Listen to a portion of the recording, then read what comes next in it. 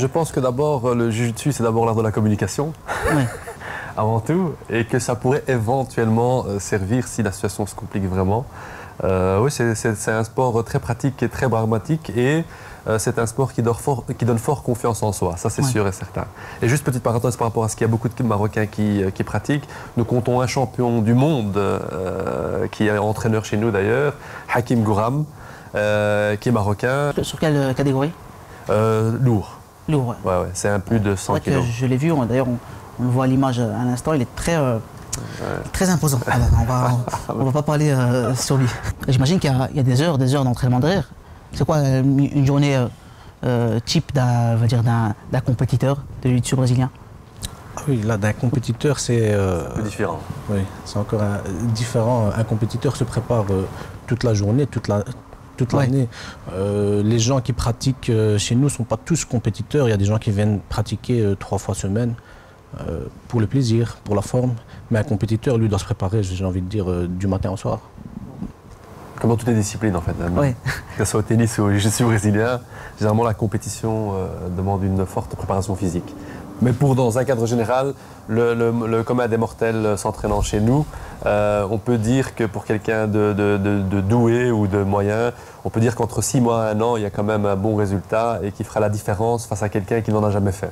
Ah oui, donc ça paye directement. Ça va assez vite. Ça va assez vite. Alors on va parler de cet événement, cette compétition qui a lieu le 1er juin au Palais du Midi à Bruxelles. Alors c'est la 13e édition.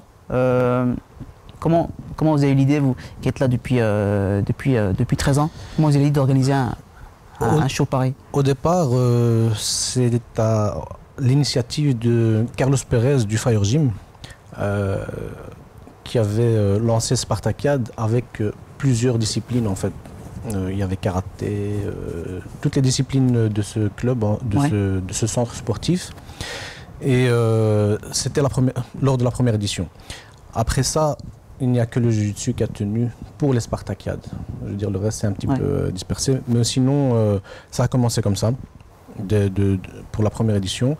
Et on a tenu jusqu'à aujourd'hui pour la 13e, en collaboration toujours avec Fire Gym, Top Performance.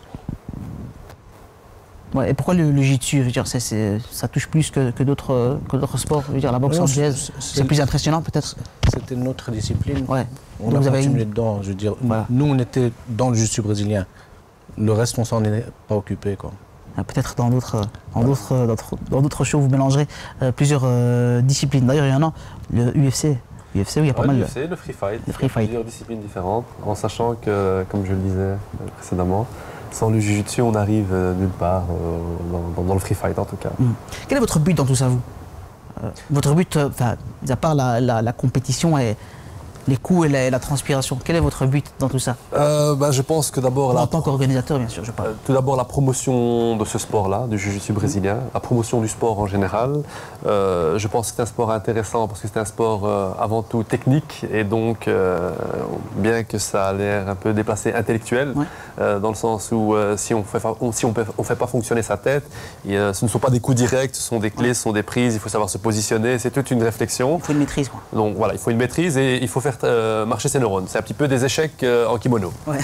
Donc ça c'est important de le signaler. Donc la promotion de ce sport et aussi je pense qu'à travers ça on peut beaucoup aider la jeunesse parce que c'est un sport qui demande une certaine rigueur, une certaine éducation, une certaine flexibilité et aussi un sport qui donne confiance en soi. Donc au lieu je pense que les jeunes font moins les malins en rue vu qu'ils ont un espace où s'exprimer et qu'ils comprennent entre guillemets leurs limites et leurs objectifs aussi.